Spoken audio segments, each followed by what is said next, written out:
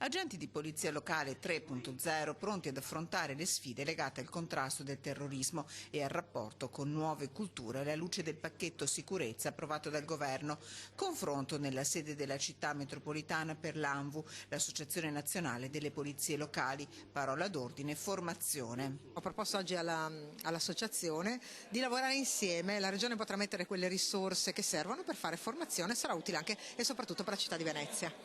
Formazione necessaria per migliorare l'attività di controllo del territorio con gli agenti che da questo tavolo chiedono l'aggiornamento degli strumenti operativi per rendere pienamente efficaci le nuove misure. Un testo legislativo che permetta di meglio permeare le esigenze operative a fianco dei sindaci per migliorare la sicurezza sul territorio.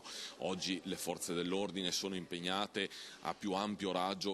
Formazione, ma anche attività di prevenzione e conoscenza nelle scuole. Questa è la richiesta della Regione. Da una parte prevenzione della criminalità, dall'altra ho chiesto alla Polizia Locale di andare nelle scuole rappresentando quella divisa molto prossima, molto territoriale, per dire ai futuri veneti che qui le regole si rispettano, soprattutto per quelli che arrivano da distante.